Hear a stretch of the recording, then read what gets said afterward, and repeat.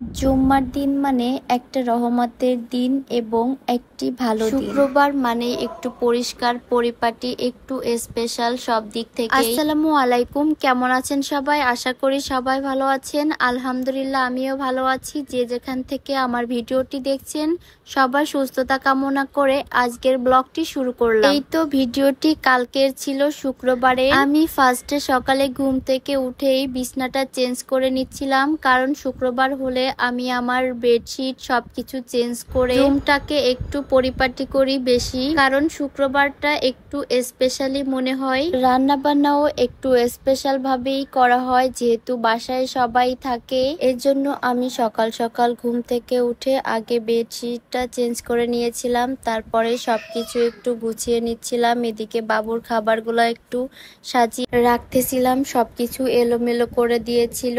আর তারপরে আমি রান্নাঘরে চলে গিয়েছিলাম সকালের নাস্তার জন্য। এই তো আমি আজকে রুটি বানাবো আর চাল কুমড়ো ভাজি করব, ডিম ভাজি করব। ফার্স্টে আমি রুটিটা ছেঁকে নিচ্ছিলাম, তারপর আমি ওই পাশে ভাজিটাকে সিদ্ধ দেওয়ার জন্য রেখেছিলাম। রুটিটা হলে ভাজিটাকেও চড়িয়ে দিব। এই তো আমার রুটিগুলা ছেঁকা শেষ হয়ে গিয়েছে আর এদিকে ভাজিটাও সিদ্ধ হয়ে গিয়েছে। এরপর আমি ভাজিটাকে তেলে দিয়ে দিয়েছিলাম। এই তো আমার শ্বশুরকে সকালের নাস্তা দেব বলে ভাজিটাকে বেড়ে নিচ্ছিলাম। তারপর আমি একটা ডিমও ভেজে নিলাম, সরি একটা ডিম না, দুইটা ডিম ভেজেছিলাম এখানে।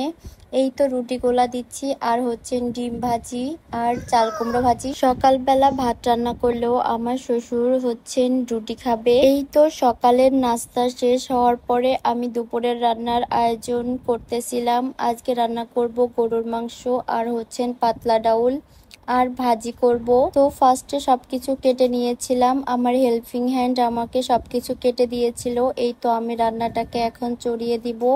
সবকিছু কেটে কুটে হাতে মাখিয়েই আমি মাংসটা রান্না করি, কারণ এইভাবে খেতে আমার কাছে অনেক ভালো লাগে বাটা মশলার থেকে। জানি না কার কাছে কেমন লাগে, অনেকেই ম্যাক্সিমাম লোকই বাটা মশলা দিয়ে রান্না করে, কিন্তু আমার কাছে এভাবে হাতে মাখিয়ে সবকিছু কেটে দিয়ে রান্না করলে অনেক ভালো লাগে। এই তো আমি কষিয়ে নিচ্ছিলাম, যখন তেলটা ছেড়ে দিয়েছিল তখন পানি দিয়ে দিয়েছিলাম কষানোর জন্য। আমি মাংস রান্নার সব ভিডিও নিইনি, মাঝে মধ্যে কিছু ছোট ছোট ক্লিপ নিয়েছিলাম। যে গরম পড়েছে এখানে রান্না করাটাই অনেক টাফ হয়ে যাচ্ছিল। এই তো যখন মাংসটা কষানো হয়ে গিয়েছিল তখন আমি কিছু আলু কেটে দিয়েছিলাম মাংসের মধ্যে। তারপর মাংসটাকে ভালো করে আমি আবারও কষিয়ে নিচ্ছিলাম। এরপরে আর কোনো ভিডিও নিনি। এই তো তারপরে সন্ধ্যায় আমার চাচা শ্বশুর আর চাচি শাশুড়ি এসেছিল, তাই